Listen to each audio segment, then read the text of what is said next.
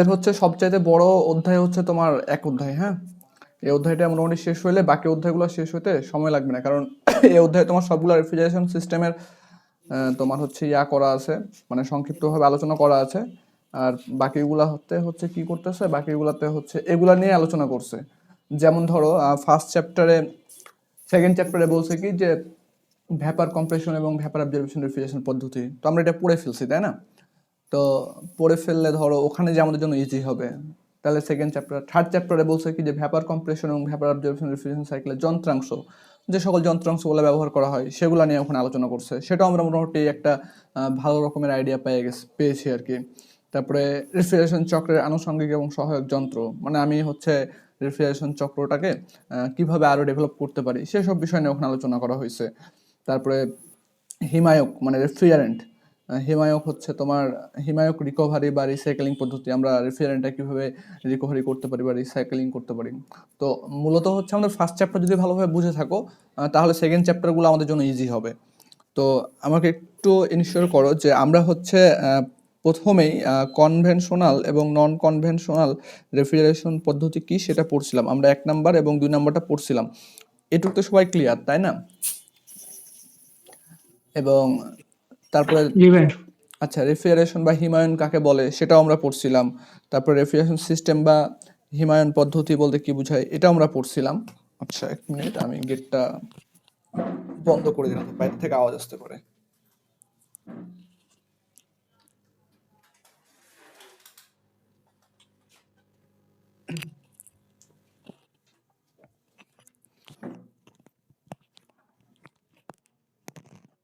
তোমাদের mathematical term যেগুলো ছিল মোটামুটি হচ্ছে আমরা শেষ করে ফেলছি আর কি। তারপরে দেখো যে আমরা আশ্রয় এর পূর্ণরূপ কি আসলে? আশ্রয়ের পূর্ণরূপ হচ্ছে the American Society of Heating, Refrigerating and Air Conditioning Engineering. কারণ এটা আশ্রয়টা হচ্ছে একটা তোমার সংস্থা যারা হচ্ছে যে রেফ্রিজারেশন এবং এয়ার কন্ডিশনিং বা হিটিং এসব নিয়ে কাজ করে, ঠিক আছে? তো এটা হচ্ছে তোমরা মুখস্থ রাখবা, কারণ হচ্ছে এটা তোমার সেমিস্টার ফাইনালের জন্য যতটা ইম্পর্টেন্ট, ঠিক তার চাইতেও বেশি ইম্পর্টেন্ট হচ্ছে তুমি যখন হচ্ছে ইন ফিউচারে যখন শেষ করার পরে যখন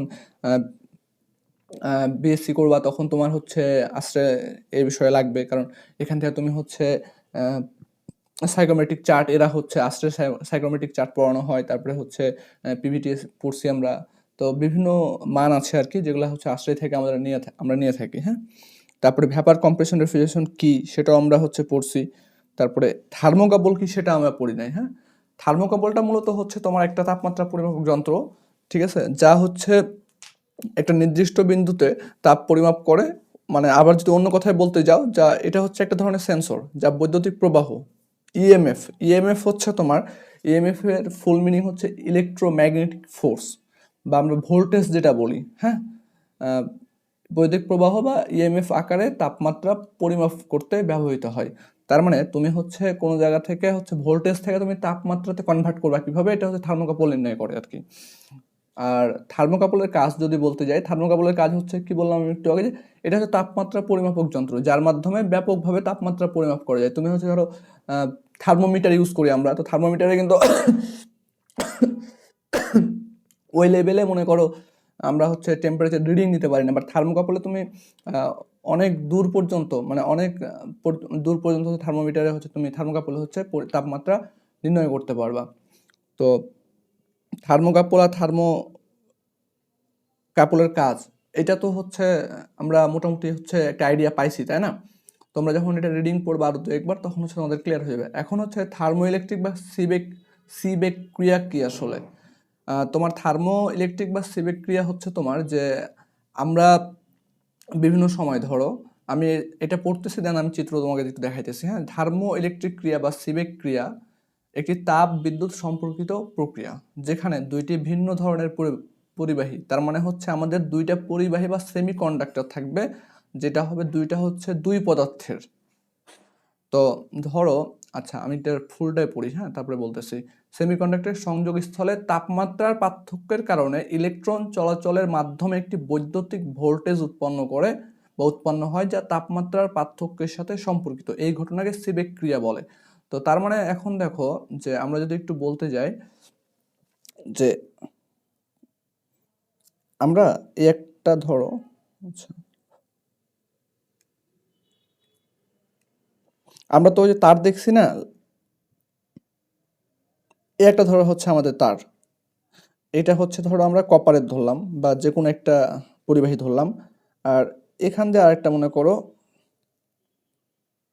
তার আছে। তো আমি যদি এই দুইটাকে পেঁচাই দিয়ে ভাবে, আমরা কানেকশন দেওয়ার সময় পেঁচাই দিই না, আমরা যদি এই দুইটাকে পেঁচাই ফেলে,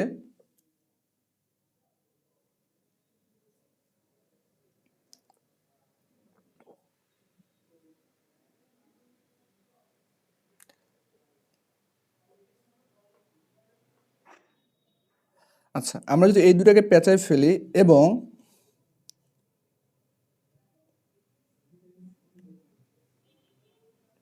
আমি ধরো এখানে হিট দিচ্ছি, সাপোজ এখানে আমি যদি হিট দিই, ধরো একটা মোমবাতি ধরে রাখছি, তাহলে এইটা দুই পরিবাহী মনে করো হচ্ছে একটা কি তৈরি করবে, একটা হচ্ছে এগুলো ইলেকট্রোম্যাগনেটিক ফোর্স বা হচ্ছে ভোল্টেজ তৈরি করবে। আবার তুমি যদি আরেকটা আমি ভালোভাবে বলি, ধরো এই একটা আমাদের মেটাল নিলাম সাপোজ, হ্যাঁ,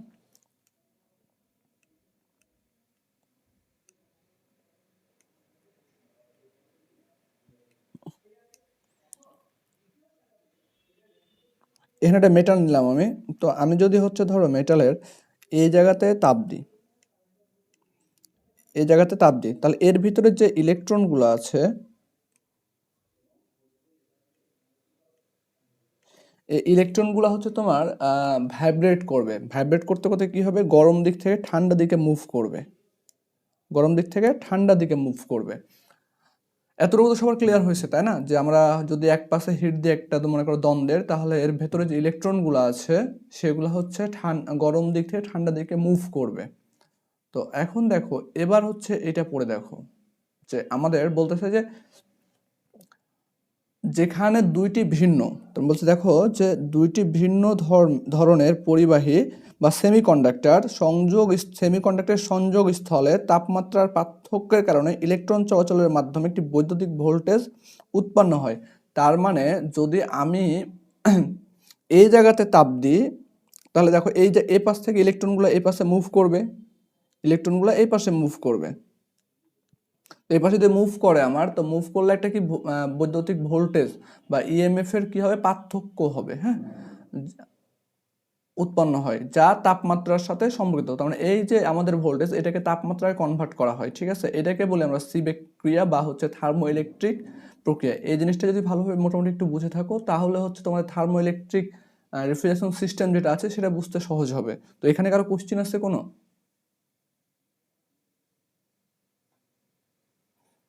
আচ্ছা, এখন থার্মোইলেকট্রিক রেফ্রিজারেশনটা কি আসলে? থার্মোইলেকট্রিক রেফ্রিজারেশন হলো যে তোমার তাপীয় শক্তিকে আমরা ব্যবহার করি। আমরা এর আগে ধরো ভ্যাপার কম্প্রেশন রেফ্রিজারেশন সাইকেল যখন দেখছি বা হচ্ছে তোমার অ্যাবজর্পশন দেখছি, আমরা একটা রেফ্রিজারেন্ট বা তরল পদার্থকে কি করতেছিলাম, তরলকে একটা আমরা বিভিন্ন কম্পোনেন্টের মধ্য দিয়ে মনে করো প্রবাহিত করার পরে একবার হচ্ছে তরল থেকে ভ্যাপারে কনভার্ট করতেছিলাম, আরেকবার ভ্যাপার থেকে তরলে কনভার্ট করার মাধ্যমে আমরা কি করতেছিলাম, যে ওই একটা নির্দিষ্ট জায়গায় আমরা ঠান্ডা করতেছিলাম। কিন্তু এখানে থার্মোইলেকট্রিক রেফ্রিজারেশনে কি বলতেছে, যে তাপীয় শক্তি ব্যবহার করে, তার মানে আমরা কি ব্যবহার করছি, তাপীয় শক্তি ব্যবহার করে শীতলীকরণের একটি পদ্ধতি, যা থার্মোইলেকট্রিক প্রভাব, ঠিক আছে। থার্মোইলেকট্রিক প্রভাব কি, থার্মোইলেকট্রিক প্রভাব বা পেলটিয়ার প্রভাবের উপর ভিত্তি করে কাজ করে, হ্যাঁ। থার্মোইলেকট্রিক প্রভাব বা পেলটিয়ার প্রভাব কি সেটা আমরা সামনে একটু পরে দেখতেছি, হ্যাঁ। প্রভাবের উপর ভিত্তি করে কাজ করে। এই প্রক্রিয়ায় রেফ্রিজারেন্টকে তাপ পরিবহনের মাধ্যম হিসেবে, আমাদের দেখো এর আগে যখন আমরা অ্যামোনিয়া বা আমরা হচ্ছে অ্যামোনিয়া যখন আমরা রেফ্রিজারেন্ট ব্যবহার করতেছিলাম, ধরুন অ্যামোনিয়া কি করতেছিল, একটা জায়গা থেকে তোমার ইভাপোরেটর থেকে তাপটাকে শোষণ করে বাষ্প হয়ে তারপরে কনডেন্সার ছেড়ে দিচ্ছিল। তা আমি তাপ কিন্তু একটা তাপ নিয়ে যাচ্ছিলাম, কিন্তু এখানে কি বলছে যে এই প্রক্রিয়ায় রেফ্রিজারেন্টকে তাপ পরিবহনের মাধ্যম হিসেবে ব্যবহার না করে ইলেকট্রন ব্যবহার করে, মানে এখানে আমি রেফ্রিজারেন্ট ইউজ করতেছি না, এখানকার আমার ইলেকট্রনকে ব্যবহার করে তাপকে এক স্থান থেকে অন্য স্থানে স্থানান্তরের কৌশল বা প্রক্রিয়াকে বোঝায়। বোঝা গেছে?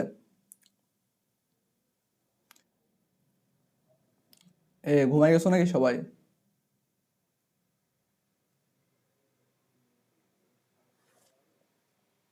না ভাইয়া। আচ্ছা, তাহলে এখন বলতেছে থার্মো ইলেকট্রিক হিমায়ন পদ্ধতিতে কোন হিমায়ক ব্যবহার করা হবে বা কোন রেফ্রিজারেন্ট? হিমায়ক মানে কি আমাদের রেফ্রিজারেন্ট কিন্তু, হ্যাঁ, রেফ্রিজারেন্ট। আচ্ছা, রেফ্রিজারেন্ট। তো থার্মোইলেকট্রিক হিমায়ন পদ্ধতিতে কোনো প্রচলিত রেফ্রিজারেন্ট ব্যবহার করা হয় না। এটি এতটুকু দিলেই তোমার এনাফ, ঠিক আছে? আমি এতটুকু দিলেই হবে, কিন্তু তোমাদের জানার সুবিধার্থে আর কি আমরা বাকিটুকু লিখছি যে এটি সম্পূর্ণভাবে পেল্টিয়ার প্রভাবের উপরে ভিত্তি করে কাজ করে, যেখানে বৈদ্যুতিক প্রবাহের মাধ্যমে তাপ স্থানান্তর করা হয়। ওকে, তো এখন বিষয় হচ্ছে পেল্টিয়ার প্রভাব যেহেতু 2-3 বার চলে আসছে, তো আমরা পেল্টিয়ার প্রভাবটা একটু দেখে আসি আসলে।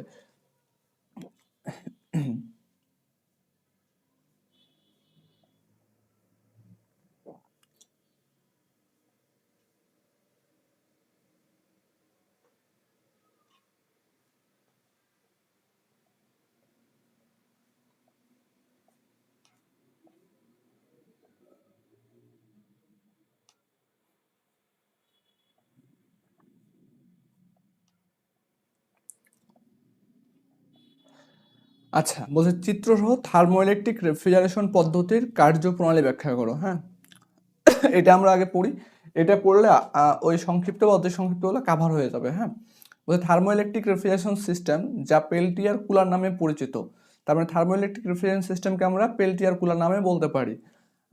একটি বিশেষ ধরনের রেফ্রিজারেশন পদ্ধতি। এই পদ্ধতিতে কোনো রেফ্রিজারেন্ট বা কম্প্রেসর ব্যবহার না করে এর পরিবর্তে পেল্টিয়ার প্রভাবের মাধ্যমে কাজ করে। পেল্টিয়ার প্রভাব হলো যখন, তাই পেল্টিয়ার দেখো, পেল্টিয়ার প্রভাব কি এখন এখানে কিন্তু বলতেছে যে পেল্টিয়ার প্রভাব পেল্টিয়ার প্রভাব হলো যখন দুটি ভিন্ন ধাতব পদার্থকে একসাথে যুক্ত করে তাদের মধ্য দিয়ে বিদ্যুৎ প্রবাহিত করা হয়, তখন একটি সংযোগ স্থলে ঠান্ডা এবং অন্য সংযোগ স্থলে গরম হয়। তার মানে ধরো আমি যদি এখানে যদি আমি হচ্ছে তাপ দিই, তাহলে আমার হচ্ছে এই একটা প্রান্ত কি হবে, এই যে দুইটা প্রান্ত মনে করো, দুইটা ধাতবের দুইটা ভিন্ন, এটা একটা ধাতব পরিবাহী, একটা এটা হচ্ছে একটা, এটা একটা আলাদা আলাদা কিন্তু পরিবাহী বা সেমিকন্ডাক্টর। তো আমি যখন এক পাশে তাপ দেবো তখন কি আরেক পাশ ঠান্ডা হবে এবং এক পাশ গরম হবে। এটাই বলতেছে আমাদের কি পেল্টিয়ার প্রভাব। তাহলে পেল্টিয়ার প্রভাব কি, যখন দুইটা ভিন্ন ধাতব পদার্থকে একসাথে যুক্ত করে, তাহলে আমরা ওই চিত্রে যুক্ত করছিলাম একসাথে, তাদের মধ্য দিয়ে বিদ্যুৎ প্রবাহিত করা হয়, তাদের মধ্যে দিয়ে আবার বিদ্যুৎ প্রবাহিত যদি করি আমি, তখন একটি সংযোগ স্থলে ঠান্ডা এবং অন্য একটা সংযোগ স্থল গরম হয়। ঠিক আছে, এখন বলতেছে যে কার্যপ্রণালীগুলো কি আসলে। তো যেহেতু কার্যপ্রণালী বলছে, তো কার্যপ্রণালীগুলো আমরা হচ্ছে ধরো তুমি এটা প্যারা আকারে দিতে পারো, তুমি হচ্ছে পয়েন্ট টু পয়েন্ট দিতে পারো। তো আমাদের কার্যপ্রণালী হচ্ছে যখন থার্মোইলেকট্রিক মডিউলের মধ্য দিয়ে বিদ্যুৎ প্রবাহিত হয়, তবে থার্মোইলেকট্রিক মডিউলের মধ্য দিয়ে যখন বিদ্যুৎ প্রবাহিত হয়, তখন পেল্টিয়ার প্রভাবের কারণে একটি সংযোগস্থল ঠান্ডা এবং অপরটি গরম হয়। তারপরে বলতেছে যে ঠান্ডা সংযোগ স্থলটি রেফ্রিজারেটরের অভ্যন্তরে স্থাপন করা হয়, মানে যে ঠান্ডা স্থান যেটা, সেটা রেফ্রিজারেটরের অভ্যন্তরে মানে ভেতরে। ধরো আমি একটা রুমকে এখন ঠান্ডা করবো বা একটা জায়গাতে আমি খাবার রাখছি, এইটাকে ঠান্ডা করবো, তাহলে আমি ওই যে জায়গাটা ঠান্ডা করব সেই জায়গার ভিতরে কি, ধরো যে আমি হচ্ছে এই চেম্বারটাকে ঠান্ডা করব, তাহলে আমি এর ভিতরে কি রাখবো, এর ভিতরে আমাদের ওই ঠান্ডা যে মানে ঠান্ডা সংযোগ যেটা, সেটা আমি এই ভেতরে কি স্থাপন করব, যা সেখান থেকে তাপ শোষণ করে। এবং তারপরে বলছে কি গরম সংযোগ স্থলটি হিট সিঙ্কের সাথে যুক্ত করব, মানে হিট সিঙ্ক মানে আমরা যে ভ্যাপার কম্প্রেশনে পড়ছিলাম না যে কন্ডেন্সার, তো কন্ডেন্সার যেটা আসলে এখানে হিট সিঙ্ক দ্বারা এখানে বোঝানো হয়েছে। তার মানে কি যে গরম সংযোগ স্থলটি আমরা হিট সিঙ্কের সাহায্যে সাথে যুক্ত করব, যা সেই তাপকে বাইরে বের করে দেয়। তার মানে এখানে আমি কি বলতে পারি, দেখো তো যে ঠান্ডা সংযোগস্থল যেটা, সেটাকে আমরা ইভাপোরেটর হিসেবে কনসিডার করতে পারি, আর গরম যে গরম স্থান যেটা, সেটাকে আমরা কি কন্ডেন্সার হিসেবে কনসিডার করতে পারি। তাহলে আমাদের মনে রাখতে কি সুবিধা হবে না? বলছে এই প্রক্রিয়ায় চলতে থাকলে ঠান্ডা সংযোগ স্থলটি আরো ঠান্ডা হতে থাকে এবং রেফ্রিজারেটরের অভ্যন্তরে তাপমাত্রা কমতে থাকে। তো আমার যদি চিত্র যাই, সেই চিত্র যদি আমি বলতে যাই, ধরো এটা হচ্ছে আমাদের এই জায়গাটা হচ্ছে আমাদের রেফ্রিজারেটর, আমি এই রুমের ভিতরটাকে আমি ঠান্ডা করব, ঠিক আছে, এটাকে আমরা বলতেছি রেফ্রিজারেটর ক্যাবিনেট। তো এখন দেখো এই যে কোল্ড সাইড হিট এক্সচেঞ্জার, এই যে এটা এই পাশটা কি আমাদের, এটা হচ্ছে কোল্ড সাইড, মানে এটা হচ্ছে কোল্ড সাইড। আর এই যে দেখো এখানে, এই যে এখানে একটা চিত্র দেওয়া আছে, দেখো যে পেল্টিয়ার মডিউল, ঠিক আছে। এন্ড পেল্টিয়ার মডিউলে কি কি থাকে, দুইটা হচ্ছে তোমার পরিবাহী থাকে, হ্যাঁ। এখন একটা পরিবাহী তোমার এন টাইপ হয়, একটা পি টাইপ হয়। একটা হচ্ছে এন টাইপ, আরেকটা হচ্ছে পি টাইপ। এই দুইটাকে একসাথে যুক্ত করলে একটা কাপল তৈরি হয়, হ্যাঁ। তো এখন এন টাইপটা কি আসলে? এন টাইপ হচ্ছে যদি আমি কোনো বিশুদ্ধ সেমিকন্ডাক্টরের সাথে আমি যদি ত্রিযোজী একটা মানে অল্প পরিমাণ ত্রিযোজী হচ্ছে কিছু যুক্ত করি মৌল বা হচ্ছে যৌগিক পদার্থ, তাহলে হচ্ছে আমাদের এন টাইপ সেমিকন্ডাক্টর তৈরি হয়, হ্যাঁ। আর এখানে হচ্ছে যে আর পি টাইপ বলতে হচ্ছে যদি আমরা পঞ্চযোজী, তার মানে হচ্ছে আমরা যেই যৌগিক মানে যে যৌগটা বা মৌলটা হচ্ছে যুক্ত করব সেটা হচ্ছে আমাদের ত্রিযোজী, মানে হচ্ছে তার যোজনী হবে 3 হবে, এবং পঞ্চযোজী বলতে কি সেই যৌগটার যোজনী 5 হবে, ঠিক আছে। এবং এই যে দেখো ফ্যান, আমরা এই ফ্যানটা লাগাইছি কারণ হচ্ছে যে এখানে আমি হচ্ছে বাতাস দিয়ে ব্লোয়ার আমরা ব্লোয়ার বলি আর কি ইঞ্জিনিয়ারিং সেকশনে, বা ফ্যান বলতে পারো, সমস্যা নাই। তো এখানে কি হয় যে আমাদের ভেতরের যে আমাদের যে তাপটা যে এখানে যে তাপটা আসতেছে এই হট সাইডে, এই তাপটাকে আমি কি করি বা মনে করো পরিবেশে ছেড়ে দেওয়ার কারণে আমরা এই ফ্যানটা লাগাতে পারি। যেমন ধরো আমরা এখানে কনডেন্সার দিছিলাম, তো আমি যদি এখানে একটা ফ্যান লাগাই দিই ধরো, তাহলে আমাদের কি এই কনডেন্সারটা যদি আমার ঠান্ডা হবে আরও বেশি, তাই আমি রেফ্রিজারেন্টটা আরও দ্রুত ঠান্ডা করতে পারবো, এই কারণে ফ্যানগুলো লাগানো হয়।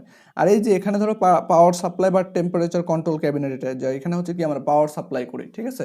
তাহলে এখানে দেখো এবার যখন থার্মোইলেকট্রিক মডিউলের মধ্য দিয়ে বিদ্যুৎ প্রবাহিত করা হয়, তার মানে দেখো এখানে, আচ্ছা একটু দাঁড়াও আমি এটা জুম ইন করি।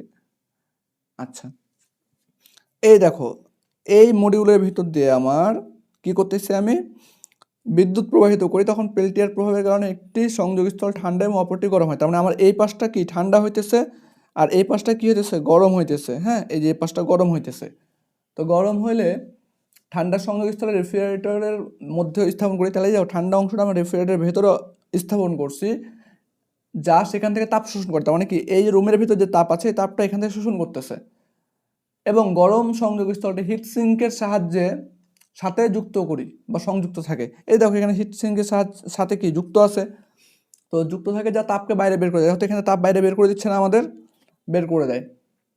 এই প্রক্রিয়া চলতে থাকলে ঠান্ডা সংযোগস্থলটি আরও ঠান্ডা হতে থাকে, তাহলে এই ঠান্ডা সংযোগস্থলটা কি আরও ঠান্ডা হতে থাকে, আর রেফ্রিজারেটরের অভ্যন্তরে তাপমাত্রা কমে যায়, তাহলে এখানে ঠান্ডা হলে কি আরও তাপমাত্রা কমবে। এতটুকু সবার ক্লিয়ার হয়েছে তোমাদের? কারো কোনো কোশ্চেন থাকলে বলতে পারো আমাকে।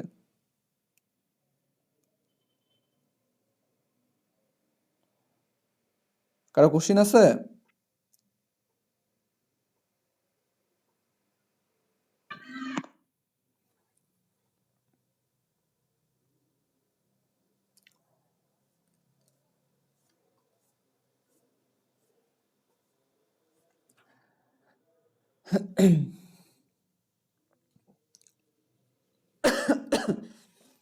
আচ্ছা এখানে একটা জিনিস তোমাদের একটু বলে রাখি, হ্যাঁ। এই যে এই লাইনটা আমাদের, এই যে এই লাইনটা আছে, এটা এটা আমি ওটা পরে দেখাইতেছি তোমাদের।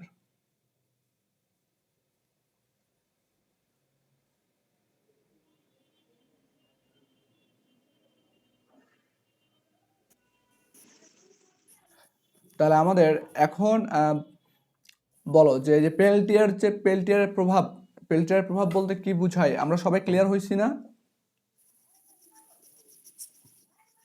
ভাই আচ্ছা এখন দেখো এখানে পিএইচ ডায়াগ্রাম বলতে কি বোঝায়। পিএইচ ডায়াগ্রাম তো আমরা পড়ে আসছি, এন্ড পিএইচ ডায়াগ্রাম হলো কি, যে তোমার হচ্ছে একটা তাপগতিবিদ্যা বা থার্মোডাইনামিক্স হচ্ছে গ্রাফ, যা কোনো হিমায়ক বা কর্মরত তরলের, ঠিক আছে, যা কোনো হিমায়ক বা রেফ্রিজারেন্টের চাপ এবং এনথালপি সম্পর্ক দেখায়।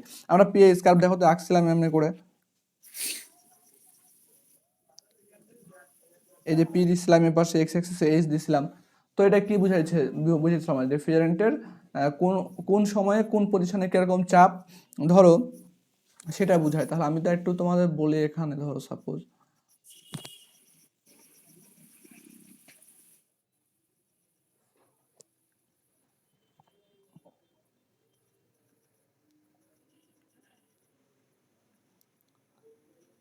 আমি ডোম দিলাম না, হ্যাঁ, এটা ছিল আমাদের পিএইচ কার্ভ।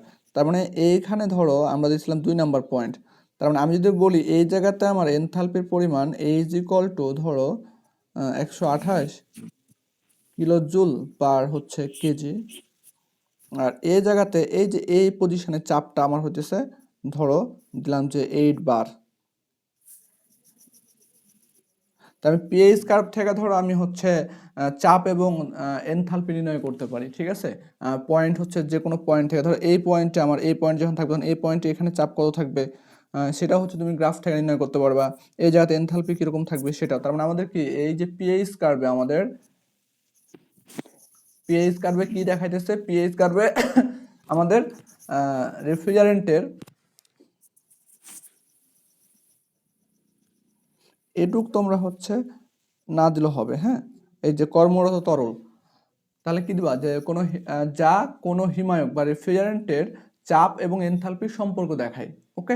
এতটুকু দিলেই হবে তোমাদের, এটাই মূল কথা আর কি। আর এটি সাধারণত রেফ্রিজারেশন বা এয়ার কন্ডিশনিং সিস্টেমের বিশ্লেষণে ব্যবহার করা হয়, এটুকু দেওয়ার দরকার নাই। আমি জাস্ট তোমাদের হচ্ছে আর কি এমনিতে লিখে রাখছি, কারো মন চাইলে হচ্ছে পড়ে মানে রিডিং পড়ে রাখতে পারো আপাতত এতটুকু, ঠিক আছে, যেটা তোমার হচ্ছে ইন ফিউচারে কাজে লাগবে আর কি। এখন আইস রেফ্রিজারেশন সাইকেল কি আসলে? আইস রেফ্রিজারেশন সাইকেল হলো তোমার যেখানে হচ্ছে তোমার বরফ ব্যবহার করে তাপ শোষণ করা হয় বা আশেপাশের বস্তুর তাপমাত্রা কমিয়ে দেওয়া হয়।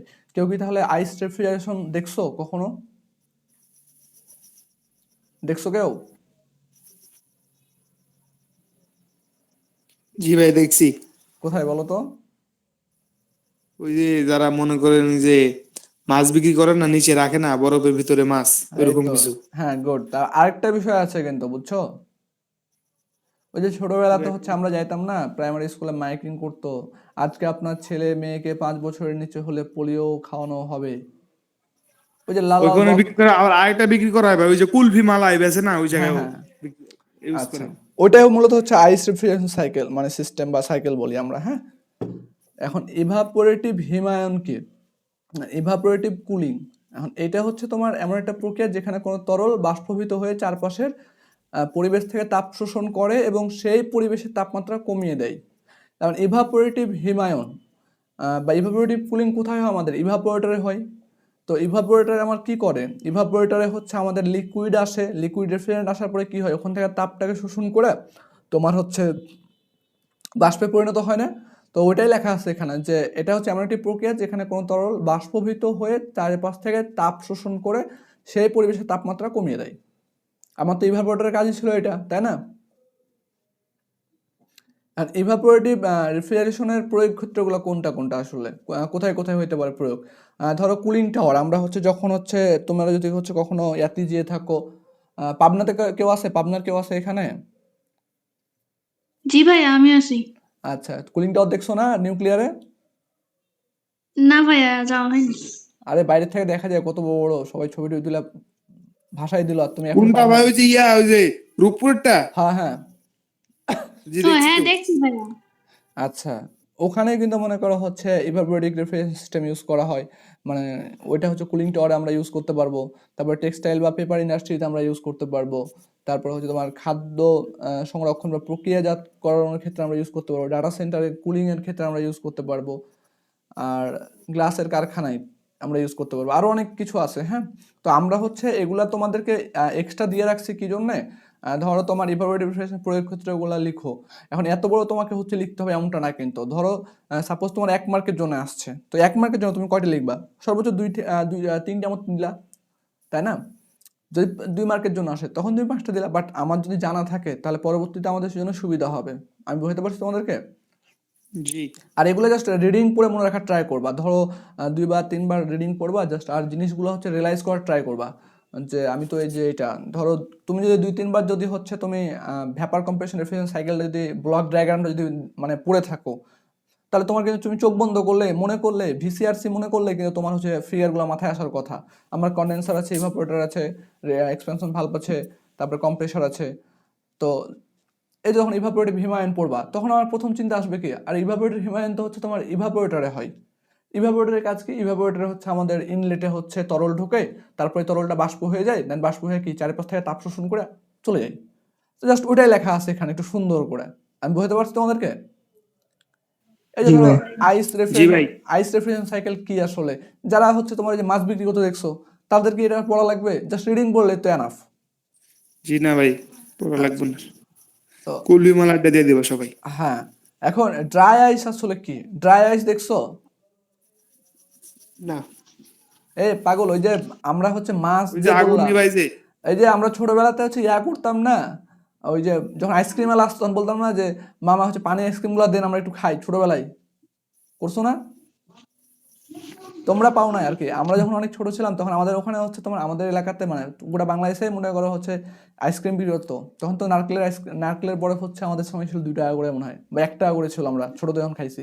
তখন ওই সময় হচ্ছে তোমার পানি বরফ খাইতাম আমরা, ঠিক আছে? তো ওই সময় হচ্ছে আমরা ওইটা বলতে পারি। তো ড্রাই আইস হচ্ছে তোমার হচ্ছে কঠিন কার্বন ডাই অক্সাইড যা সাধারণ তাপমাত্রা বা চাপে সরাসরি গ্যাসে পরিণত হয়। এখন সাবলিমেশন প্রক্রিয়া, এটা কি হয় তোমার হচ্ছে সাবমিশন প্রক্রিয়া আমরা একটু পরে দেখতেছি, টেনশন নিও না, হ্যাঁ। তার মানে এইটা বলতেছে আমাদের যে আমরা প্রত্যেকটা দেখি যে আমাদের কি হয় যে প্রথমে হচ্ছে তোমার একটা কঠিন অবস্থা থেকে আমাদের হচ্ছে তরলে যায়, তরল হওয়ার পরে আমি হিট দিলে তখন তোমার হচ্ছে ভ্যাপার বা গ্যাস হয়, তাই না? কিন্তু ড্রাই আইস কি হয়, ড্রাই আইস হচ্ছে মানে সরাসরি গ্যাস হয়ে যায়, কঠিন পদার্থ থেকে সরাসরি গ্যাস হয়ে যায়, ঠিক আছে? এই তরলে কখনো কনভার্ট হয় না। যেমন ধরো তুমি যখন ঊর্ধ্বপাতিত পদার্থের মতো। হ্যাঁ, এই সরাসরি মনে করা হচ্ছে তরলে হয় না, যে গ্যাসে পরিণত হয়, এটাই বলছেন। এন্ড সেপারেটরের কাজ কি আসলে? সেপারেটরের কাজ হচ্ছে তোমার সেপারেটর কোন ধরনের হিমায়ন চক্রে ব্যবহার করা হয়? সেপারেটর মনে করো বিভিন্ন ধরনের হিমায়ন চক্রে ইউজ করা হয়, যেমন ড্রাই আইস হিমায়ন চক্র, ক্যাসকেড আছে, কম্পাউন্ড হিমায়ন চক্রে ব্যবহার করা হয়, ঠিক আছে? তুমি যদি শুধু এখানে কোশ্চিন লেখো যে সাধারণত ড্রাই আইস হিমায়ন চক্রে ব্যবহার করা হয়, তোমাকে ফুল মার্কস দিবে, ওকে? কিন্তু আসলে মানে তোমাদের বইয়ে যেহেতু ড্রাই আইস নিয়ে আলোচনা করা হয়েছে, এখানে শুধু ড্রাই আইস আছে, কিন্তু আরো বিভিন্ন সেক্টর আছে, ধরো ক্যাসকেড রেফ্রিজারেশন সাইকেল আছে, সেটা তোমাদের বইয়ে নাই কিন্তু, হ্যাঁ। বাট আমি লিখে রাখছি যাতে ইন ফিউচার তোমাদের কাজে লাগে, বোঝা গেছে? জাস্ট তুমি এখান থেকে যদি 2-1টা নাম বাদ দিতে চাও, যে আমি শুধু দিব কি যে সাধারণত ড্রাই আইস হিমায়ন চক্রে ব্যবহার করা হয়, তাও হবে। তুমি যদি লিখো যে না আমি ক্যাসকেডটাও ইউজ করবো, তাও হবে, কম্পাউন্ড ইউজ করলেও হবে, কোনো সমস্যা নেই। এখন সেপারেটর আমরা পড়লাম, সেপারেটর আসলে কাজটা কি? আমাদের এতটুকু কিন্তু উত্তর লাগবে না, আমি বলে দিছি এখানে। জাস্ট সেপারেটর আমরা নতুন একটা শব্দ আর কি, তো সেটা আসলে কি সেটা তোমাদের জানতে হবে, তাই না? কারণ এটা তো তুমি হচ্ছে বই রিডিং পড়লে পাইতা, যে বই তো লেখাই আছে যে সাধারণত ড্রাই আইস হিমায়ন চক্রে ব্যবহার করা হয় সেপারেটর। সেপারেটরটা আসলে কি? সেপারেটরটা হচ্ছে তোমার রেফ্রিজারেন্ট যে আছে, আমাদের রেফ্রিজারেন্ট গ্যাস যেটা আছে, এই রেফ্রিজারেন্ট গ্যাস ও তরলের অংশটাকে দুইটাকে আলাদা করে রাখে, সেপারেট করে রাখে। তারপরে হচ্ছে তোমার কম্প্রেসারে তরল রেফ্রিজারেন্ট যদি কম্প্রেসারের ভিতরে যদি আমাদের হচ্ছে ইয়া হয়, রেফ্রিজারেন্ট তরল রেফ্রিজারেন্টটা প্রবেশ করে, তাহলে আমাদের হচ্ছে যে কম্প্রেসারের যে ইকুইপমেন্টগুলো আছে সেগুলো নষ্ট হতে পারে, ঠিক আছে? এই জন্য হচ্ছে কি যে রেফ্রিজারেন্টে প্রবেশ করতে না পারে সেটা হচ্ছে সে ইনশিওর করে। তারপরে কি হিমায়ন চক্রের, এটার ফলে কি হয়, হিমায়ন চক্রের দক্ষতা বৃদ্ধি পায়, বোঝা গেছে? তোমরা যখন হচ্ছে অটোমোবাইল পড়বা তখন হচ্ছে যে তোমার সেপারেটর তোমার এতেও লাগানো থাকে, ওই যে আমাদের যে সিলিন্ডার পিস্টন যখন আমরা উঠানামা করে ওখানে তোমার হচ্ছে 3টা রিং থাকে আর কি। তো তোমার হচ্ছে কম্প্রেশন রিং থাকে 3টা, হ্যাঁ। ওখানে একটা রিং কিন্তু সেপারেটর হিসেবে কাজ করে, যাতে আমাদের লুব্রিক্যান্ট যাতে হচ্ছে তোমার কম্বানশন চেম্বারে যেতে না পারে সেইটা ইনশিওর করে। কারণ ট্রিপল পয়েন্ট বলছে, ট্রিপল পয়েন্টটা আসলে আচ্ছা, সেপারেটর নিয়ে কারো কোনো কোশ্চিন আছে? আচ্ছা, ট্রিপল পয়েন্ট কাকে বলে? অ্যান্ড ট্রিপল পয়েন্ট হচ্ছে তোমার যে কোনো একটা পদার্থ হতে পারে। ট্রিপল পয়েন্ট হচ্ছে একটা পদার্থের তাপমাত্রা এবং চাপের সেই বিশেষ অবস্থা, মানে কোনো একটা পদার্থের তাপমাত্রা এবং চাপের সেই বিশেষ অবস্থা যেখানে ওই পদার্থটা একই সাথে 3টি ভৌত অবস্থায়, তার মানে একসাথে কঠিন, তরল এবং গ্যাসের সাম্য অবস্থায় থাকে এবং পরস্পরের মধ্যে পরিবর্তনশীল হতে পারে। তার মানে আমার হচ্ছে যে এমন একটা নির্দিষ্ট পয়েন্ট আছে যেখানে তাপমাত্রা এবং চাপের একটা পয়েন্ট আছে, যে পয়েন্টে একটা পদার্থ মনে করো অনায়াসেই কোনো ধরনের হিট হচ্ছে দেওয়া লাগবে না, ও কঠিন থেকে তরল হতে পারবে, তরল থেকে গ্যাসও হতে পারবে, আর গ্যাস থেকে তরলে বা কঠিনে কনভার্ট হতে পারবে, বোঝা গেছে? অ্যান্ড এয়ার সাইকেল রেফ্রিজারেশনটা কি আসলে? এয়ার সাইকেল রেফ্রিজারেশনটা হচ্ছে ধরো যে আমরা এয়ার সাইকেল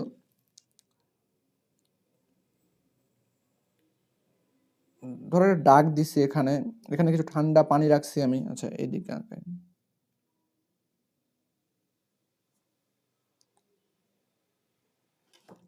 এয়ার সাইকেলের চিত্র থাকার কথা এখানে আমার।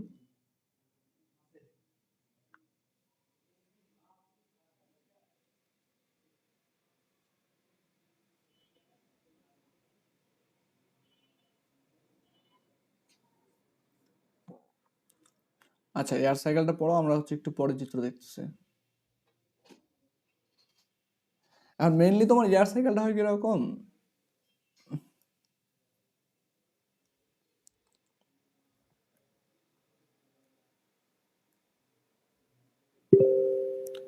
ধরো আমি এখান দিয়ে হচ্ছে এয়ার দিচ্ছি, ঠিক আছে, অ্যান্ড এখানে আমি কিছু মনে করো হচ্ছে কোল্ড ওয়াটার রাখছি সাপোজ, বা ঠান্ডা কিছু রাখছি। তো আমার এখানে যখন এয়ারটা পাস হবে, হট এয়ারটা, তখন এখান থেকে কিছু ঠান্ডা হবে। এই এয়ারটাকে আমি এই ডাকের মাধ্যমে, এখানে একটা ব্লোয়ার লাগানো থাকে যেটা হচ্ছে বাতাসটাকে একটা জায়গাতে নিয়ে যায়। তো আমি যখন এখান থেকে যখন হট এয়ারটা যখন হচ্ছে আমার কি, এটা হচ্ছে আমাদের হট এয়ার থাকবে এখানে, ঠিক আছে, এখানে আমার কোল্ড এয়ার থাকবে। তো হট এয়ারটা যখন এই ঠান্ডা জায়গাতে যখন পাস করবে তখন কিছুটা ঠান্ডা হবে। এই ঠান্ডাটা কি হবে, এই এই তোমার হচ্ছে ব্লোয়ারের মাধ্যমে রুমের ভিতরে বা যে কোনো যে জায়গাটা ঠান্ডা করবে সেই জায়গাটা হচ্ছে তোমার কি পাসিং করে। এটাই মূলত এয়ার হচ্ছে রেফ্রিজারেশন সাইকেল আর কি।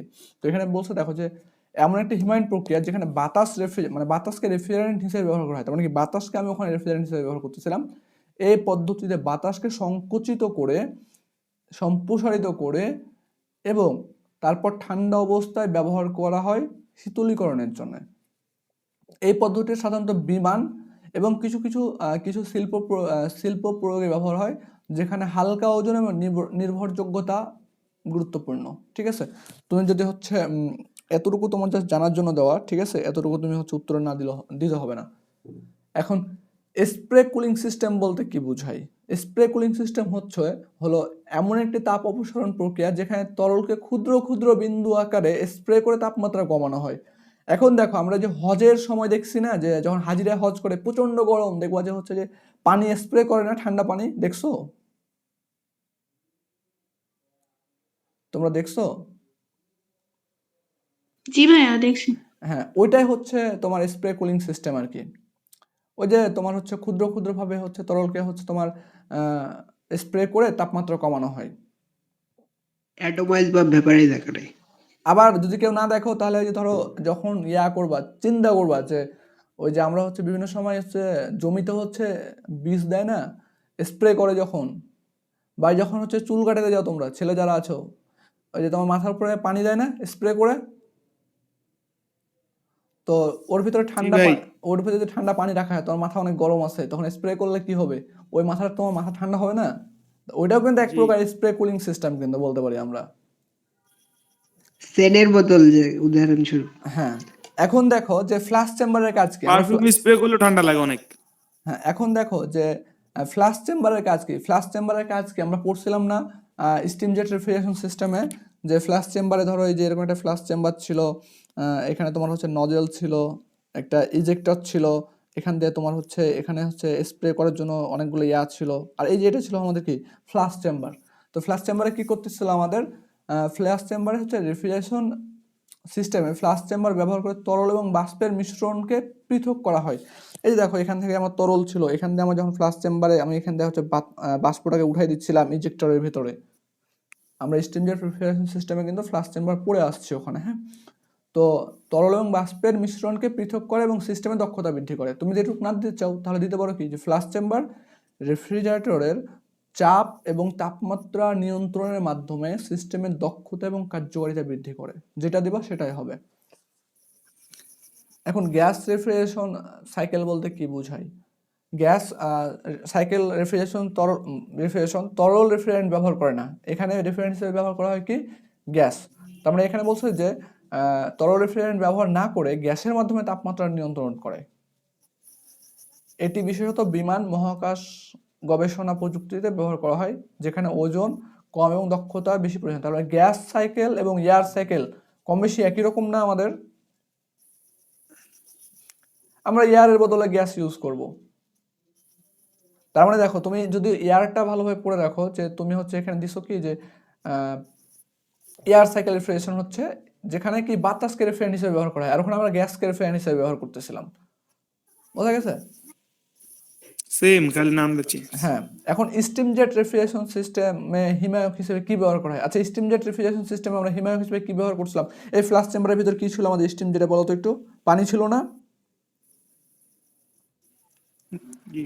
এই পানিটাকে আমরা কিন্তু জি রেফ্রিজারেন্ট, ভাইয়া। এই পানিটাকে রেফ্রিজারেন্ট হিসেবে ব্যবহার করছিলাম। আচ্ছা, তোমরা কয়েকজন আছো সমস্যা নাই, যাদের আশেপাশে মাইক নয়েজ নাই তারা মাইক অন রাখতে পারো, ঠিক আছে? একা একা বকলে মনে করো রেসপন্স না করলে কেমন বোরিং লাগে। জি। এখন দেখো যে স্টিম জেট রেফ্রিজারেশনে হিমায়ক হিসেবে কি ব্যবহার করা হয়? পানি ব্যবহার করা হয়। এটা আমরা স্টিম জেটের যে রচনামূলক পড়ছিলাম ওটা পড়লেই হবে। তারপর দেখো ইজেক্টরের কাজ কি? ইজেক্টরের কাজ কি ছিল? আমরা এই যে দেখো এখান থেকে জাস্ট আমরা হচ্ছে তুমি যখন রচনামূলকে পড়ছিলাম, আচ্ছা আমি এটা জাস্ট পড়ে দিই, অত দূর যাওয়ার দরকার নেই। আর ইজেক্টরের কাজ কি ছিল আমাদের? ইজেক্টর উচ্চ চাপের স্টিম ব্যবহার করে ইভাপোরেটরের অভ্যন্তরে চাপ কমাইতো এবং এটি একটি শূন্য স্থান তৈরি করে যা পানিকে সহজে বাষ্পে পরিণত করতে সাহায্য করে। এটা আমরা রচনামূলকে স্টিম জেট রেফ্রিজারেশন সিস্টেমে কিন্তু পড়ছি কার্যপ্রণালীতে। আমি জাস্ট অতটুকু এখানে দিচ্ছি যাতে তোমাদের এখানে পড়ার পরে ওখানে পড়লে রিভিশন হয়ে যায়। বোঝা গেছে? জি এখন রেফ্রিজারেশন সিস্টেমের কয়েকটি অক্সিলারি বলতে হচ্ছে তোমার রেফ্রিজারেন্স, আমি একটা রেফ্রিজারেশন সিস্টেম ডিজাইন করলাম, আমি এটাকে আরো কিভাবে দক্ষতা বৃদ্ধি করতে পারি, এইসব কারণে যেসব জিনিসগুলো, যেসব কম্পোনেন্টগুলো ইউজ করা হয় এটাকে আমরা মূলত হচ্ছে অক্সিলারি বলি। হ্যাঁ, তো এখানে আছে রিসিভার আছে, ডায়ার আছে, থার্মোস্ট্যাট আছে, প্রেসার গেজ বা সেন্সর আছে, কন্ডেন্সার কুলিং ফ্যান আছে, অ্যাকুমুলেটর আছে। এ কয়েকটা দিলেই হবে তোমার, এখান থেকে দুই তিনটা দিবা তাহলে হবে। হ্যাঁ, ভাই এই অ্যাকুমুলেটরটা কি? অ্যাকুমুলেটরটা হচ্ছে তোমার অ্যাকুমুলেটর। জি আচ্ছা, অ্যাকুমুলেটরটা হচ্ছে একটা তোমার কম্পোনেন্ট যেটা হচ্ছে তোমার, আমরা মিটার দেখছি না, এই এর মাধ্যমে তোমার হচ্ছে এই যে আমি এয়ার ফ্লো করতেছি বা বিভিন্ন কার্যক্রম করতেছি এগুলো হচ্ছে তোমার রিডিং নেয় আর কি। বোঝা গেছে? জি আচ্ছা ওয়েট,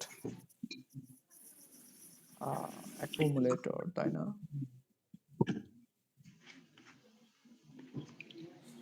আচ্ছা, তোমাদের কি বোরিং লাগতেছে নাকি? তোমাদের জন্য একটা ভিডিও প্লে করি।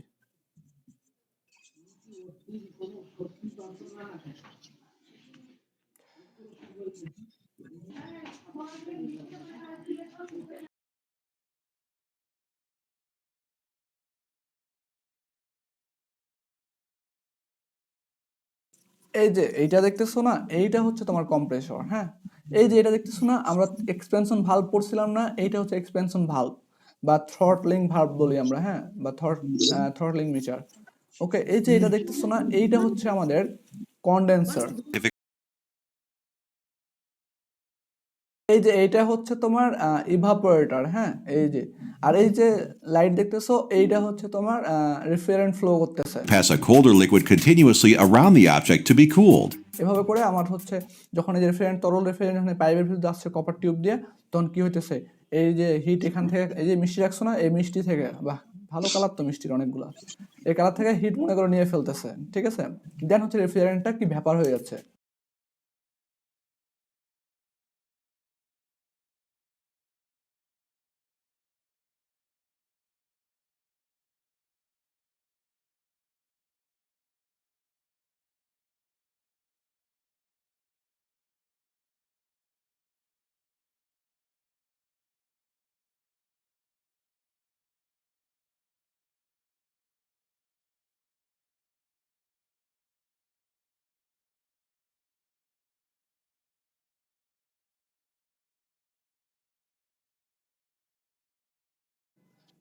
ভাই এখানে কি ইভাপোরেটর দুইটা দেওয়া আছে? না না, একটাই।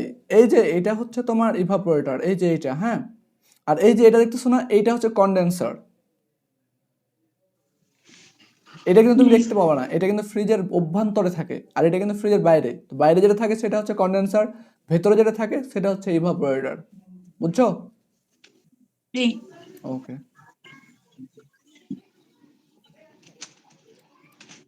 তার এখন তো ফ্রিজ, বাসায় ফ্রিজ দেখলে তো যা আবার বললো না আম্মা এটা কিন্তু কন্ডেন্সার, এটা কিন্তু ইভাপোরেটর, বুঝছো? এগুলো কিন্তু বললো না আবার। জি ভাই, এখন শিখাইতে পারবো সবাক। আচ্ছা, তো এখন দেখো কিন্তু যে এক্সপেন্সর ভাব কোনটা ওটা দেখলাম না। হ্যাঁ, এক্সপেনশন ভাল্ব দেখো নাই তুমি? না, কইছিলা তুমি ছোটটা আর কি। এতক্ষণ? আমি তো এখানে ছিলাম, এই দেখতেছি ঘুরতেছে, যাইতেছে, Heat যাইতেছে, exchanger যাইতেছে, is লাল known হয়ে। as a condenser. এই যে আচ্ছা দাঁড়াও, এটা হচ্ছে এক্সপেনশন ভাল্ব।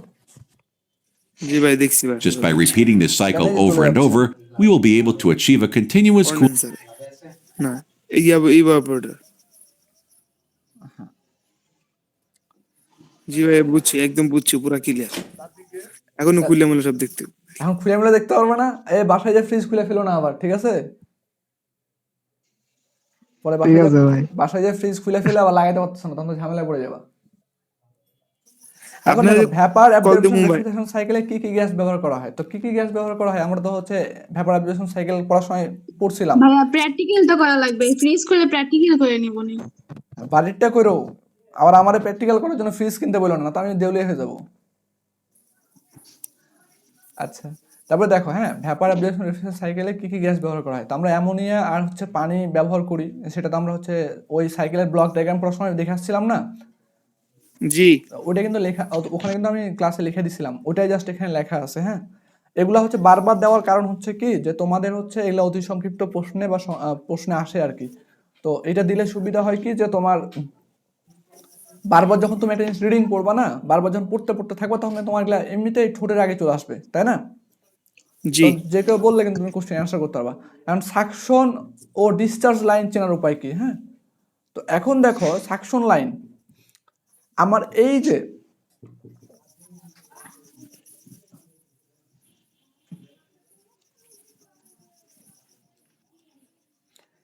আমাদের হচ্ছে ইভাপোরেটর থেকে যে আমার ইভাপোরেটরের যে লাইনটা থাকে, এটাকে বলে আমরা সাকশন লাইন। মানে ইভাপোরেটর এবং কম্প্রেসারের মাঝে যে লাইনটা থাকে, সেটাকে বলতেছি আমরা সাকশন লাইন। হ্যাঁ, ধরো যদি আমি দেখতে চাই এখানে, এটা ধরো ইভাপোরেটর, আর এটা এবার ছিল বুঝছি যে তোমার, এই লাইনটা থাকে আর কি, হ্যাঁ, আর এটা ছিল হচ্ছে তোমার, যেটাতে এই রেফ্রিজারেন্ট ফ্লো হয়।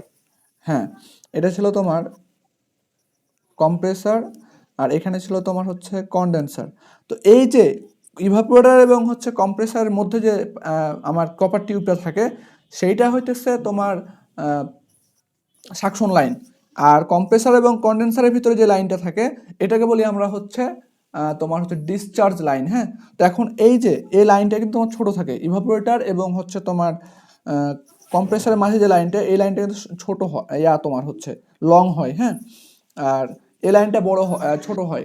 যেমন ধরো দেখো, আহ, এই যে দেখো ইভাপোরেটর লাইনটা কি আমাদের কম্প্রেসার থেকে ইভাপোরেটরের লাইনটা বড় না, তার টিউবটা?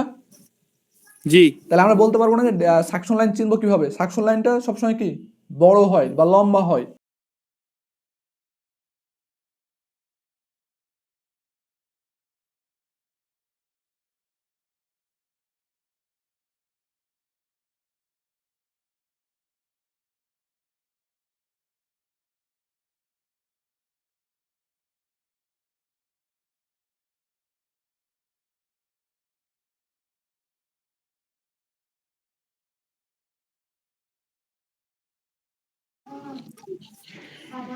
জি ভাইয়া। এটাকে আর মুখস্থ করা লাগবে তোমাদের? জি না, এই দেখো এখানে লেখা আছে সাকশন লাইন লম্বা এবং ডিসচার্জ লাইনের থেকে বড় ব্যাসের হয়। তার মানে সাকশন লাইনটা অবশ্যই লম্বা এবং এর ব্যাস হবে কি বড়। কার থেকে বড় হবে? ডিসচার্জ লাইনের থেকে। আর তোমার, কারণ এটি কম চাপের বাষ্প বহন করে। এখন আমারে বলো যে আমরা যখন ব্লক ডায়াগ্রাম পড়ছিলাম, তখন এই জায়গাতে আমাদের কি, এই জায়গাতে হচ্ছে আমাদের কি চাপ কম থাকতো, আর এখানে কম্প্রেস করার পর এখানে চাপ বেশি থাকতো না আমাদের, সুপার জি হিটেড। তো তাহলে ওখানে জি ওটাই ভাই। লিখছে আর কি। হ্যাঁ, যে আমাদের কম চাপের বাষ্প বহন করে এবং ডিসচার্জ লাইন শর্ট হয়, আমরা শর্ট হয় এটা দেখে আসছি। সাকশন লাইনের চাইতে ছোট ব্যাসের হয়, এটা কিন্তু ছোট ব্যাসের হবে, ঠিক আছে? এবং কারণ এখানে উচ্চ চাপ বাষ্প বহন করে এবং কম্প্রেসারের পর ওখানে উচ্চ চাপ হয়, এটা আমরা দেখে আসছি। ক্লিয়ার? জি আচ্ছা, এগুলা যখন পড়বা তখন চোখের সামনে চিত্রটা ভাসবে। আমি ভিডিওটা দিয়ে দিব, জি বুঝছো? কিন্তু জি ফুল ভাই। ভিডিও দিব, জি ভিডিও দিই নাই, কারণ হচ্ছে ফুল ভিডিও দিলে তোমাদের মাথা ঘুরবে, কারণ এরপরে আরো বিভিন্ন রেফারেশন আছে তো, যেগুলো তোমাদের বইয়ে নাই, বোঝা গেছে? জি আমি ওইটা ক্রপ করে জি দিয়ে ভাই। দেবো, নি সমস্যা নেই। তারপর দেখো আইএসও এবং এসএই এর পূর্ণরূপগুলো লিখো। তো জাস্ট এই যে তুমি হচ্ছে পূর্ণরূপগুলা এতটুকু, এই যে ইংলিশে যতটুকু দেওয়া আছে এতটুকু দিলেই হবে। জাস্ট এই যে পরে যেটুকু লিখছি আমি, এই যে এটা, হ্যাঁ, এটা হচ্ছে তোমাদের হচ্ছে পরীক্ষায় দেওয়া লাগবে না। এটা আমি লিখছি কি জন্য, যে আইএসও পড়তেছি আমি, কিন্তু আইএসওর হচ্ছে উদ্দেশ্য কি সেটা আমি যদি না জানি তাহলে আমাকে আবার পরবর্তীতে পড়তে হবে। জাস্ট এখন রিডিং পড়ে রাখবা, পরবর্তীতে কাজে লাগবে। বোঝা গেছে? জি। স্টিম জেট রেফ্রিজারেশনে হিমায়ক হিসেবে কি ব্যবহার করা হয়? মানে স্টিম জেট রেফ্রিজারেশনে তোমার হচ্ছে রেফ্রিজারেন্ট হিসেবে কি ব্যবহার করা হয়? পানি ব্যবহার করা হয়, আমরা তো দেখে আসছি, তাই না? জি।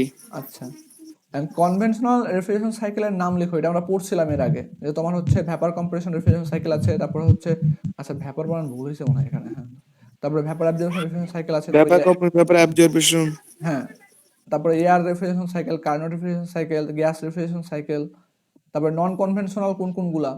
এই যে বেসিক আইস রেফ্রিজারেশন সিস্টেম, আমরা আইস রেফ্রিজারেশন সিস্টেম যেটা পড়লাম ওটা। তারপর evaporative refrigeration system, dry ice refrigeration system, air expansion refrigeration বা গ্যাস সিস্টেম, এগুলা হচ্ছে আমাদের জেট। তো তারপরে সুবিধা অসুবিধাগুলো আমি খুব তোমার হচ্ছে যে ভেপার কম্প্রেশন রেফ্রিজারেশনের পদ্ধতি ধাপগুলো কি কি, এদের কাজ উল্লেখ করো।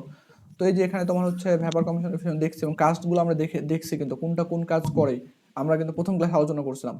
এখন সুবিধা অসুবিধাগুলো তোমরা হচ্ছে পড়বা, ঠিক আছে? এবং এখানে সুবিধা অসুবিধাগুলো মনে করো তোমরা পড়লে হচ্ছে বুঝতে পারবা যে আসলে সবগুলো আমরা পড়া শেষ আমাদের মোটামুটি। বোঝা গেছে?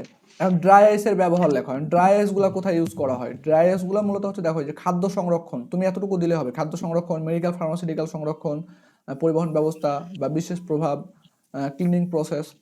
তো তুমি জাস্ট এগুলো হচ্ছে আমরা লিখছি কি কি সংরক্ষণ করতে পারি। আমরা একটু বিস্তারিত লিখছি, তোমাদের হচ্ছে মনে থাকে বেশি, কারণ আমরা যদি বিস্তারিত না লিখি তুমি এটা মুখস্থ করে ফেলতা, তুমি এতটুকু মুখস্থ করে ফেলতা।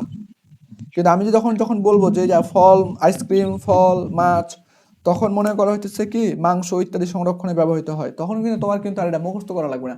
তুমি হচ্ছে হুট করে ভুলে গেছো ড্রাই আইসের ব্যবহার ক্ষেত্র কি, খাদ্য সংরক্ষণ, এটা ভুলে গেছো। আইসক্রিম তো খাও, আইসক্রিম তো মনে আছে, তাই না? তখন কিন্তু বলে আরে আইসক্রিম সংরক্ষণে ব্যবহৃত হয়, হয়ে গেল।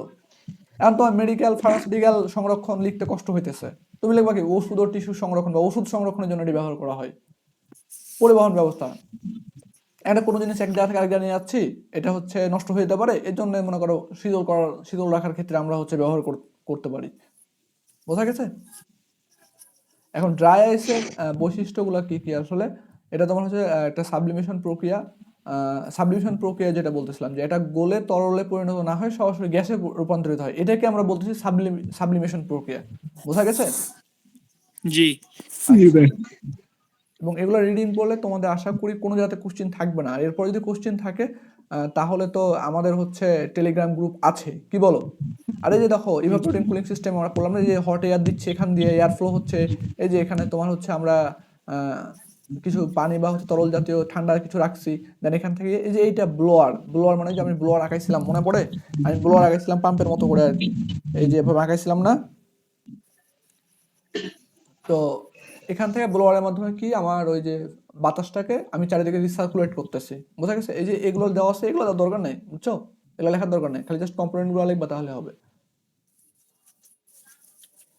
আর এখান থেকে দুইটা কোশ্চেন আমি হচ্ছে তোমাদের সেপারেট করে দেবো, হ্যাঁ। এখান থেকে ওই যে চিত্রসহ ভ্যাপার অ্যাবজর্পশন সাইকেল পদ্ধতি, এটা শুধুমাত্র এই ফার্স্ট অধ্যায়ে, আর পরবর্তীতে যে অ্যামোনিয়া ওয়াটার ভ্যাপার, এটা হচ্ছে সেকেন্ড চ্যাপ্টারের রচনামূলক, আর হচ্ছে লিথিয়াম যেটা, সেটাও সেকেন্ড চ্যাপ্টারের রচনামূলক। বুঝা গেছে? এখানে পড়াই ফেলছি আমি তোমাদের সুবিধার্থে। আমরা স্টিম জেট পড়ছি, আমরা ড্রাই আইস উৎপাদন পদ্ধতি, জাস্ট এটা যদি রিডিং পড়ো তাহলে বুঝতে পারবা। এই যে দেখো, জাস্ট রিডিং পড়ার ক্ষেত্রে আমি বলি তোমাদেরকে, হ্যাঁ, এই যে রিডিং পড়বা আর এখানে চিত্রের সাথে মিলাবা। এই চিত্র কিন্তু তোমাদের হচ্ছে বইয়ে নাই, ঠিক আছে? এই চিত্র হচ্ছে তোমার এই যে বিভিন্ন প্রফেসররা হচ্ছে রিসার্চ করে না,